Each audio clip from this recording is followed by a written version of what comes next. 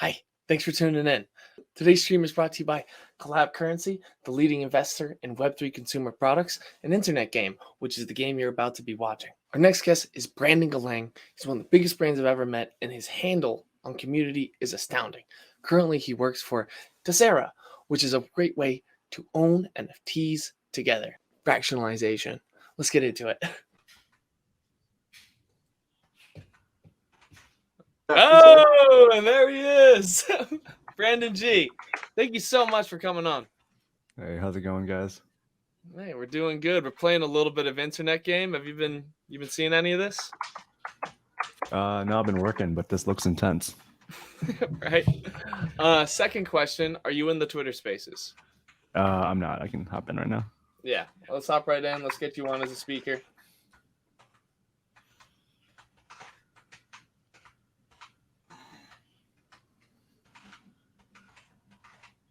All right.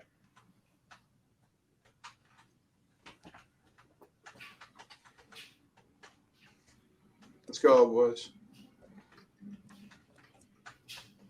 Oh, Jesus. Let's go, boys. So then just turn the phone volume all the way down. Okay. We'll pull you up to speak.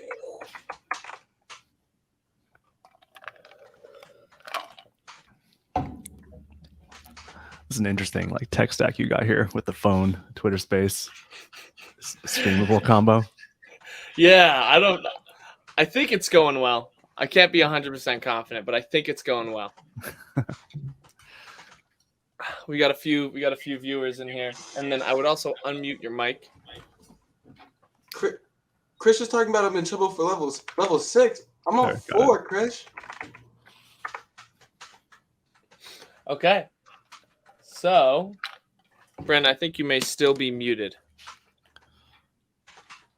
We're gonna have you unmuted. So here we go. Okay, yeah, mic on the Twitter's now enabled. There we go. So let's get this conversation kicked off. For those of us listening on the stream, click the live video.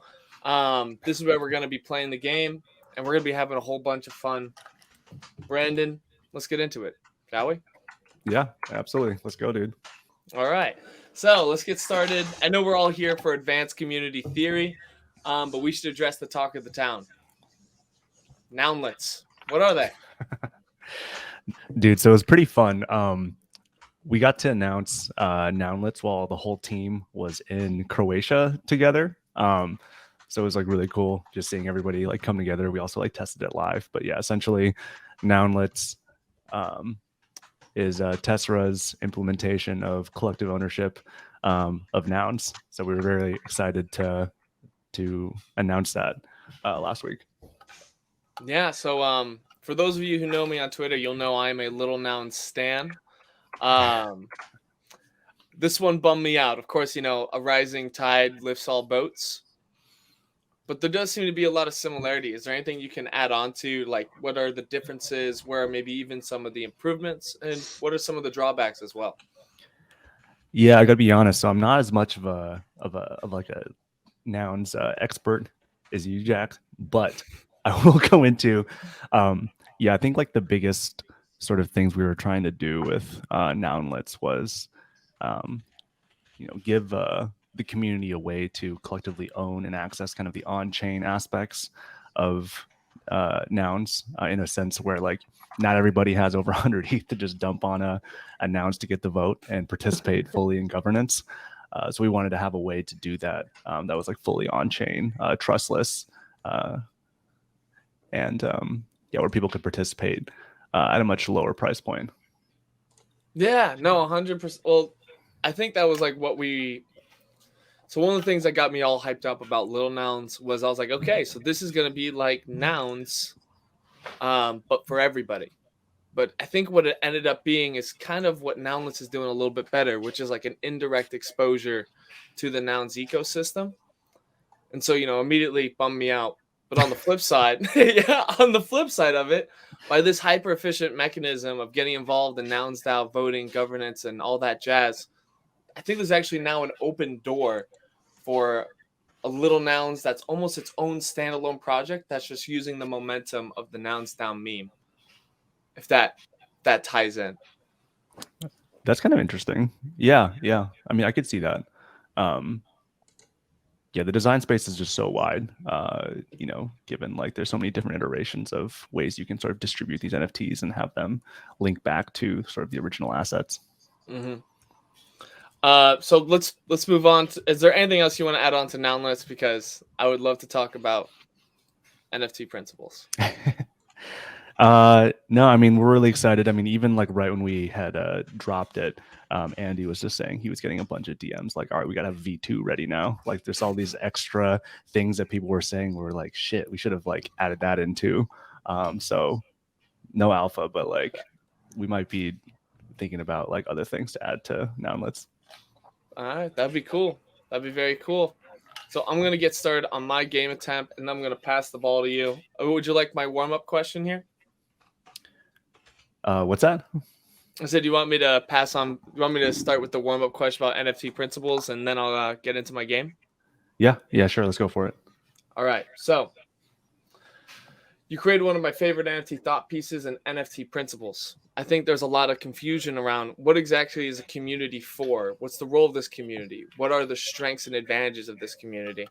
Could you tell me a little bit about why you created this piece? Yeah, so I mean, at the time, I was actually working for, I think, another guest who will be coming on later, VBA. But I was just thinking through a lot with them, kind of like how NFT projects work, like what's actually driving success for these projects. And of course, a lot of it does come down to community, but also what does that mean? Like, what do you actually want the community to do? How do you start them up? Just really like thinking through like from scratch, like what you need to do to be successful there. So I ended up getting into a lot of like the things that you had read about in that post through that work. Okay. So we've seen influencers like Greg Eisenberg talk about the importance of community. I'm gonna have to cut you off, Jack. I'm gonna take over the questions because you only got 4 minutes. Yeah, thank you so much. You gotta literally, I was like, man, I really underestimated. You have 5 minutes. Go. I was impressed, dude. I was really impressed. Yeah, did you see me gun it? Okay, all right. Get in there. Sorry, sir. I didn't mean to cut you off like that, but it had to be done. To be honest, I also don't know where I cut you off at, Brandon. Where did I cut you off at? No, I think you had cut Mr. McGeesky off, but it was I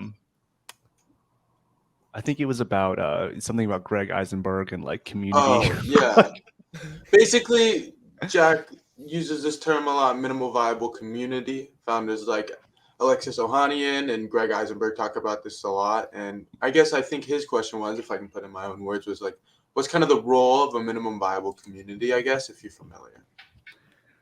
Yeah. So I think like minimum viable community is different for different types of projects. Like it certainly was very different for say Reddit or these other community-based projects in Web2.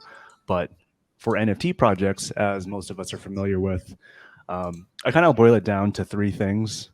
I think minimum viable community is super important for launch momentum, then general advocacy, which is an ongoing process, and then additionally supply restriction of the NFTs. So it's sort of like those 3 functions are the primary roles. Gotcha. That makes a lot of sense.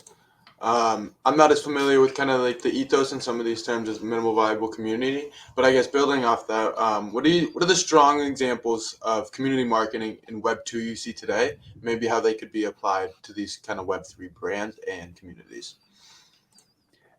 Yeah, I mean, I think a lot of what we see in NFT projects ends up being about, you can sort of think of it like very scalable, like organic marketing. Think about like viral sharing when it comes to like Web2 things like that, even just having that share button to share content, to have like users, like expand content to within their own networks. Some of the best marketing even we've seen like recently, like Azuki's popped off earlier this week with this like, not gonna lie, strongest community meme that started going around and people had a lot of fun with. But it's like that doesn't cost the Azuki team anything to do, and it makes it creates like a lot of energy within the community. And I think just stuff like that has been getting a lot of success in like Web3 NFT projects. Let's go, Jack. All right, here you go. We gotta get you to 7. Dude, that was a good play. Yeah, have you guys been watching me just like bomb really hard on this? Okay, hey, I didn't even get to 5, so focus. But Brandon, okay, that makes a lot of sense. So as you can tell, it's a little chaotic on this stream. We're both half talk show, half gaming stream. All right, so it's definitely trying to get a different draw. But maybe just more broadly, maybe you could speak a little bit about your time at Tessera. Also, we are having an internal debate about this. What is the correct pronunciation? Yeah, I think it's the consensus hasn't been reached, to be honest. I think internally the team says Tessera, but we also see Tessera or hear Tessera a lot. So really it's up to you. You can go with whichever one feels better. Okay, but the team says Tessera. Tessera? Well, I wanna be on the team wavelength, so I'm gonna go with Tessera. But yeah, I guess just broadly, what's your time been like there? You enjoyed it? How's the move been? I'm sure it's been pretty crazy with the most recent round and everything that's going on. Yeah. I mean, I was considering a lot of different teams prior to joining Tessera, and some of the things that really drew me was just how like on-chain, like Web3 native this team was, and how much they really understood kind of the culture and ethos of Web3. And then since just joining, it's been a blast just getting to know everybody, getting to like meet D's in person. That was pretty fun. Getting to see Andy in like different contexts and just like get to know the team. I'm really excited for all the stuff that we have coming up soon, especially with our V2 launch coming up in the next few weeks. That's awesome. All right, Jack, you did a little better than me, I'm not going to lie, but I learned from you. We got Sloan in chat saying level 6 is like a time killer, so I'm pretty sure you got to go in, wait for a spin, go in again, wait for a spin, all the way through. Okay, but you know whose turn it is? I think it's Brandon's turn. Yeah, so how does this work? Okay, so basically we have the internet game ticket. There's going to be 6 rounds of mini games with a 24-hour period in between for you to cash out. So let's say you play this game, you do exceptionally well, and you're like, hey man, I'm happy with that. Let me get my money back plus a little bit extra. Put your ticket on the market. But if you want to stay to the end and potentially win a Bored Ape or a Doodle or an X copy Max Payne, you keep playing the games. Okay. Do you need a link to the game? Yeah. All right, so it's going to be internet.game/S2. Are you currently or previously a gamer? Yeah. What were your games? I was really big into like Halo, StarCraft 2, or Halo, StarCraft 2. Yeah, Halo and StarCraft 2 were sort of like the big ones in my past, but all types. So, StarCraft 2, that's a PC? Yeah, that's like a RTS, like strategy game. Okay, I respect you being a PC gamer. I think I come from the generation of console. It's a little bit of a bummer, just a little bit. It's okay. I was an Xbox guy growing up. Okay, yeah, Halo, of course. Uh-oh. Yeah, but you play these games. I'm glad I did better than you, Ronan. Chill. That's all that matters, as far as I'm concerned. It's a bummer we couldn't get Luca on to play it. Yeah, you know what else? So, Brandon, I actually think you're gonna have to share your screen to do this. Yeah, it's saying I'm not on the allow list. Oh, Jack, did you send Brandon a game token? I did not send Brandon a game token. I thought Brandon had a game token. No, I think I thought I bought one. Hold on, maybe there's like a. Was it an S2 token?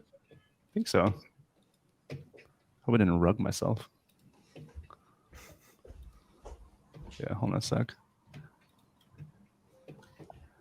Yeah, I do have an internet game token.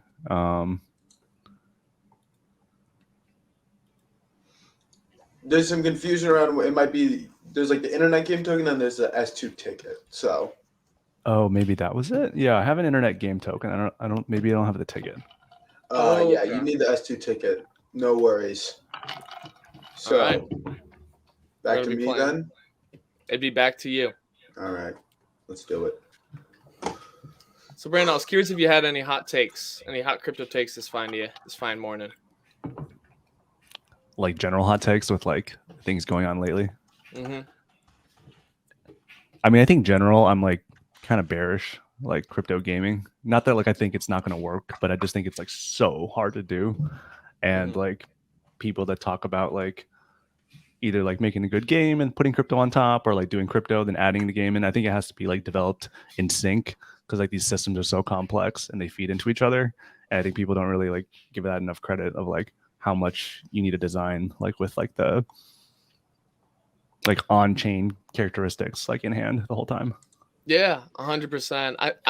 I try to do the math on, how far away are we from seeing a, like one of those a GTA style crypto game.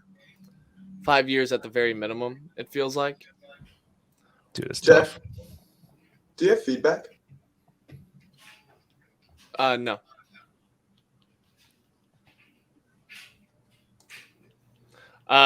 Yeah, probably 5 years to like a AAA crypto game, and I think that's one of the things I loved about internet games so much, because it is hard to find something where it's like, okay, how can I get a game with like that's naturally fun and kind of tie it back into crypto?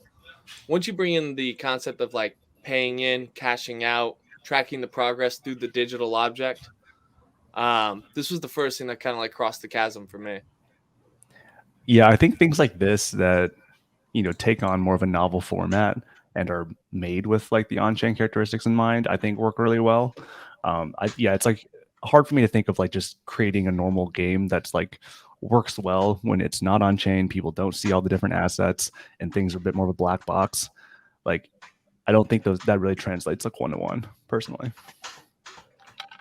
Yeah, no, 100%. 100%. I will Are say, there any? Yeah, go ahead. I was going to say I have been enjoying seeing like Frank from the DGods team really like battling it out with people about this 0% royalties thing in the Solana world. I think that's been super interesting, and I'd say I largely agree with like most of like, his thoughts on that. So, actually, I have not been following. Could you give me a TLDR? Yeah, it's sort of happening in Ethereum too, but like a lot of these like marketplaces, or there are some marketplaces that are skirting creator royalties, like SudoSwap, like X2Y2 is like cutting fees pretty drastically. The DGods team has been pretty explicit about like creating mechanisms to sort of like restrict benefits to people who trade without those royalties and skirt the royalties. So it's been sort of a huge debate about like whether that's like Web3 or not. One of the things that 6529 said is that they're unenforceable unless through like a social contract. Yes. How exactly is DGods approaching this? Yeah, so it's mostly the same thing, but there's like some simple things like if you buy a DGod on a marketplace that's not like Magic Eden or one of the ones that does support royalties, they'll flag the NFT ID essentially, and like you won't be able to like claim like an airdrop or something until like that fee is like paid and the flag is removed. Okay, because I can already see a few compelling counters to I can see a few counters to that argument just right off the bat. Was there any that stuck out in particular to you? Like a counter to the argument? Yeah. Like, I understand like how that benefits the project and why a founder would want to do that, but I think there's a few ethos things that don't really agree with those type of actions, but I want to hear your perspective first. Yeah, no, I think like it kind of comes down to actually some of the stuff I wrote about in the NFT principles, and that like if you skirt royalties, you're creating a system where NFT projects have to make money off of more NFT sales, like more mints, diluting the supply, like I don't know, charging like $500 for a hoodie or something. But when you have that royalty, you're incentivizing them to increase the floor price and drive value back to those original assets. So it's like even Frank just says like, we can do it either way, but like you're probably not going to like it how we have to operate if we don't have that fee and royalty, because that like aligns the incentives. Yeah, that's why I don't know. I hear some there's a lot of NFT business models, and I think there's a varying level of difficulty with each, but some of them seem more tangible. And this is like almost an outrageous follow-up sentence, but the Bored Ape Metaverse seems tangible, where it's like that makes sense. You know, like they have a game, they're releasing game objects. It's a lot easier to enforce those royalties when you have an in-game marketplace, which is, you know, where you kind of putting everything up. What's the meta on 6? Let's check the comments. Oh, wait, you can. Never mind. I think I got it. Gotta just run to the middle after that one solo edge dot. Yeah. That seems more tangible. The proof ecosystem.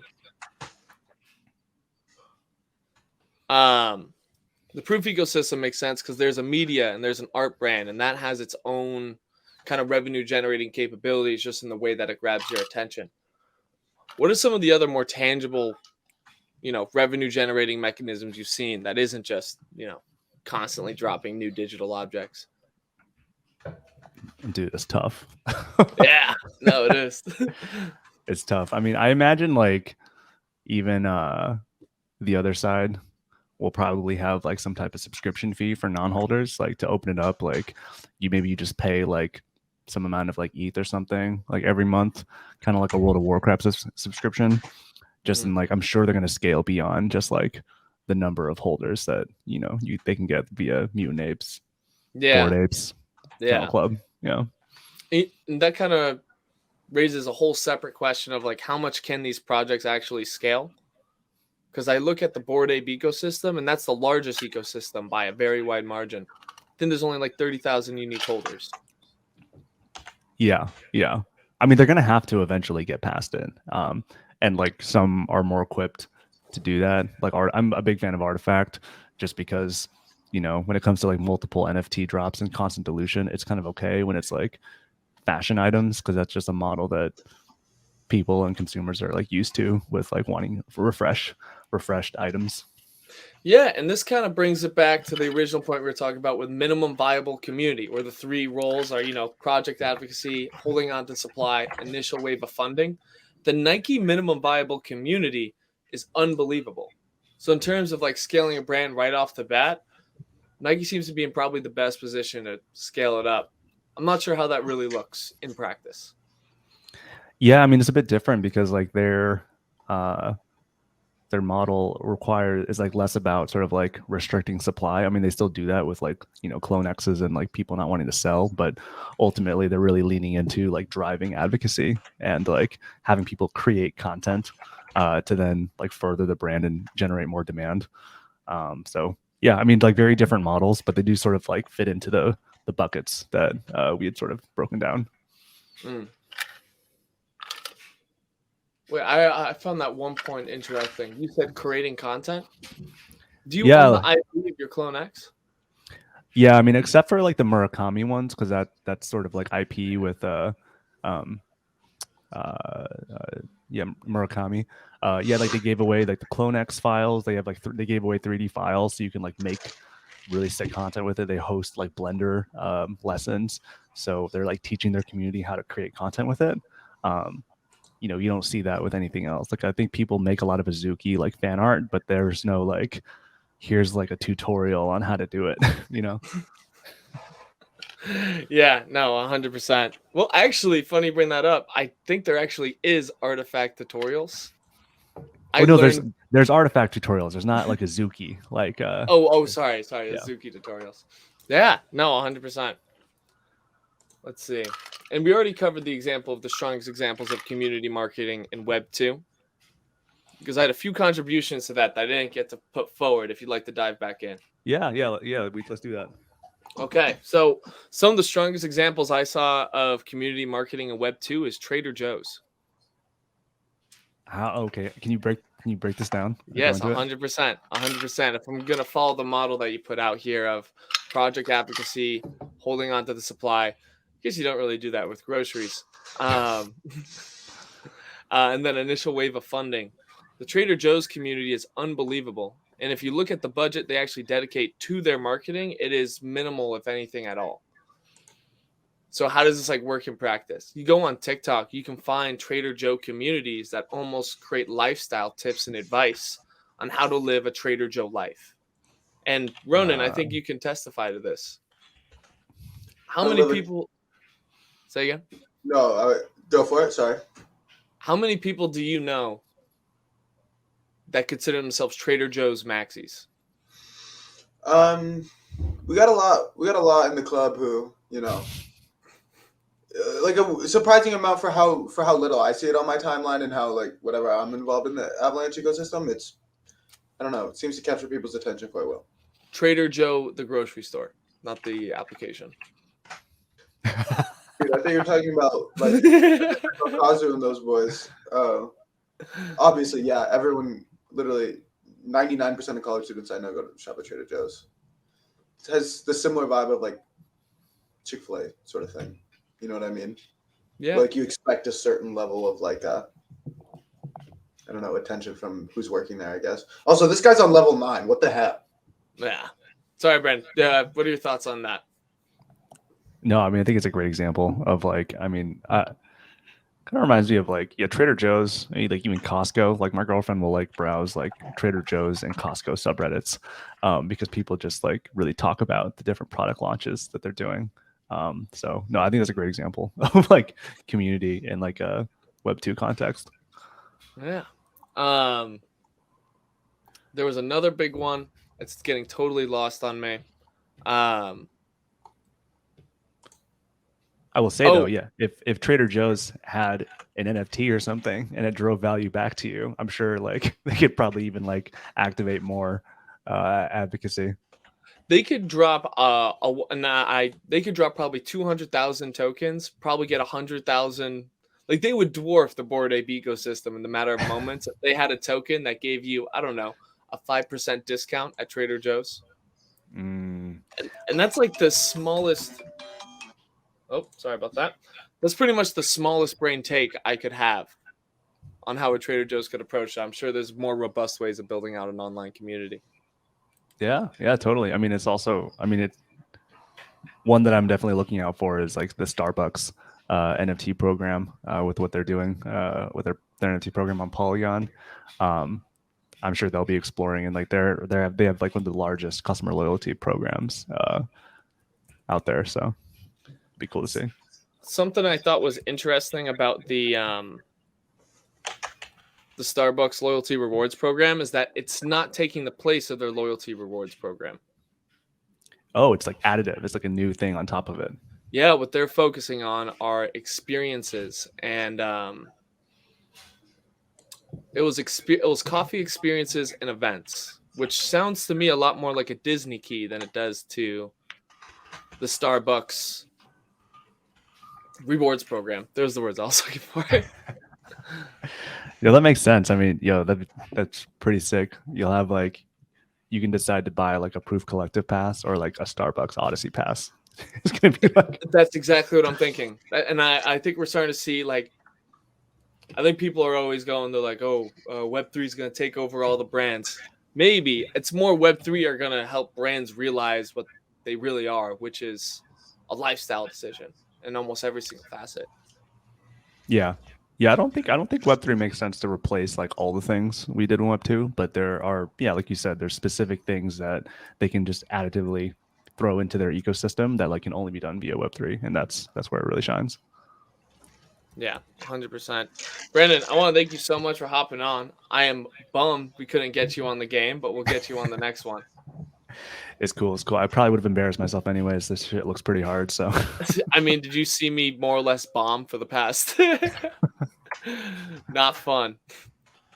All right, cool. I'm a dip. I'll see you guys. Thanks, Brandon. Brandon. Thanks for coming on. Bye.